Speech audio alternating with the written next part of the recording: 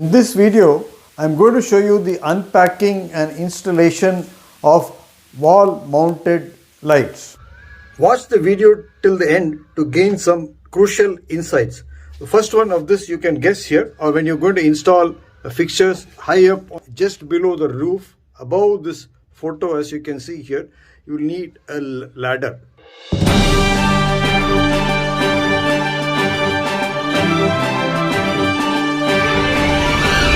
I have been making videos in a 12 feet by 10 feet room. I have been using a key light and fill light to illuminate myself from the front. I was using a LED light on a light stand as a hair light. Although I had one wall of this room painted green with the intention of making videos with different backgrounds, I never got to do this in the last 3 months as I couldn't find sufficient space to place 2 light stands on the floor to illuminate the green screen. Hence, I put my creative urge on the back burner temporarily. I really wanted to illuminate the green screen adequately, but without the clutter of additional light stands. I happened to watch one video where a person had used a wall mounted light stand. I had finally found a new way to get additional lights. I purchased 2 of these lights in Chennai, India. They are sold under the name of PhotoPro. Each costs 1,300 rupees. Next, I will proceed to show you the unboxing and installation of these 2 wall mounted lights. After attaching the wall mounted lights to the walls, I will be attaching my softboxes to them. So without much ado, let's dive into the video. So here I am ready to unbox the PhotoPro Boomer number 4 wall mounted light stand. This is the box in which it came. It says PhotoPro Pro light stand support Boomer number 4, and this is the picture of how it is supposed to look. This bracket is attached to the wall with 6 screws. There are 6 screws here, and these arms, they can be turned in the forward and backward direction as well as upward and lower direction, and the extreme end of this light stand, which has the knob over here, it can be rotated around the axis. At the tip of the light stand there is a stud, which is a normal stud to attach cameras and other light sources. So that is over here. It can be attached either at the tip or at the sides. So let's open this box, and what else is there? These are the possible configurations of the light stand. You can attach even heavier lights like a cob LED light.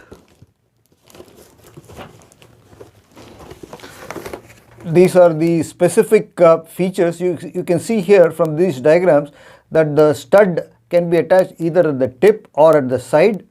So let's proceed to open this and take out the contents of this.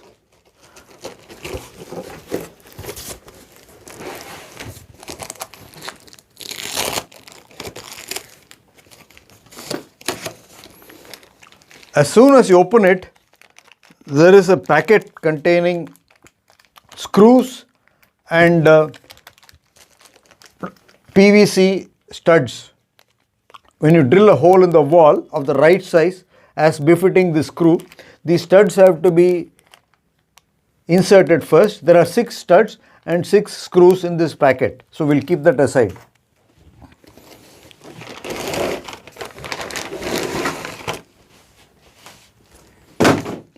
So this is the main light stand.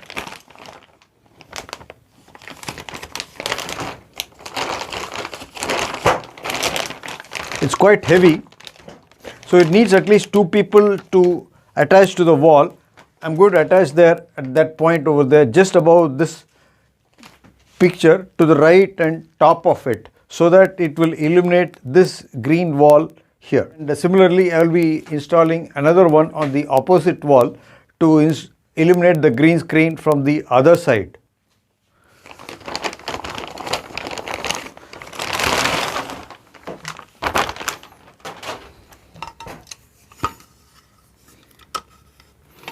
This is the base plate. You can see that This portion will be attached to the wall like that, and this can be rotated from side to side, front and back. And if you loosen this knob over here, it can be turned up or down by 180 degrees. That is tilt and pan of up to 180 degrees. This portion can be rotated when you extend the arm. So it is loose now, and you can see that I am able to rotate the terminal portion as evidenced by the position of the knob over here. You can see the position of the knob. Then when you attach it to the wall, I thought that this knob was redundant, because if it was close to the wall, then you wouldn't be able to turn the knob backwards. You see, it would abut against the wall. But they are very clever. The manufacturers are very clever. They have provided a knob over here at the top of the handle of this handle, and when you make a turn and your hand is abutting against the wall, you press this knob to release this handle, and then again you can turn it. So we'll go ahead and mount this with the help of some assistance. I'll be requiring at least 2 people, a carpenter and another person, to support this, and then you will see the installed light stands, 2 installed light stands, and how they will serve to illuminate this green screen. I can also attach at the tip, I'll be attaching soft boxes. I can also attach to the shaft of this light stand an extension to attach to a LED light and focus on the back of my head here from there. This light stand will be going in that direction, facing in that direction to illuminate that wall, but an extension from the top will be coming and illuminating the back of my head as I sit and film at this desk.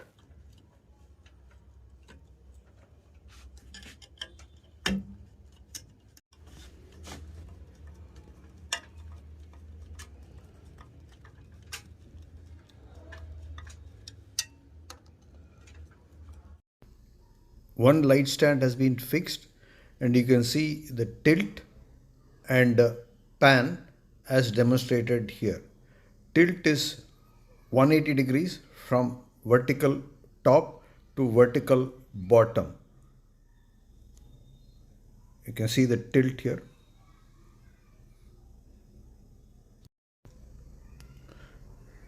Next light stand is in the process of being fixed. We start with drilling holes which will accommodate the 10mm jumpers. These holes have been marked accurately by taking reference from the ceiling and corresponding to the size of the bracket of this light stand. After having drilled the jumpers, we are hand fixing the screws, which are 6mm wide, and then we will tighten it with a screwdriver.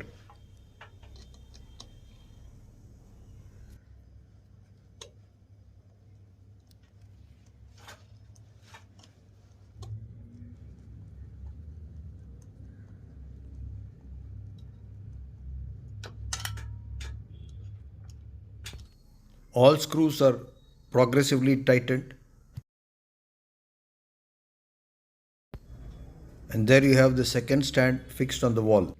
Now you can see that the wall mounted light stand has been fixed on both the walls, and I've attached 2 Godox 85cm octagonal soft boxes. The soft boxes are directed down on both sides, and their light will illuminate this wall. The tip over here is that this softbox is nearly touching the roof, and it is away from the fan. So you should be careful that since you're installing these fixtures high up on the roof, they should not be in the way of the fan blade. You can see here that I'm directly underneath the fan blade, and there is a good 3 feet between separation between the fan blade and this softbox. The next tip is that this softbox should be sufficiently distant from the green screen to cast a proper illumination on this wall. So if I am to measure this distance here, this is the position of the light and this is the position of the green screen, and on the floor you can see that my finger, if you follow my finger here, this is, each tile is 3 feet, and therefore this screen is 3 feet away from this light. So this light is 3 feet away from the screen. That's how it should be. Same on that side. That's the next tip. As you can see, I have mounted 2 Godox soft boxes on these wall mounted light stands. These will illuminate the green screen. In addition, I can clamp an hair light to one of them to illuminate the back of my head as a ring light. I could also use this light stand to attach an overhead camera to film from above on the desk.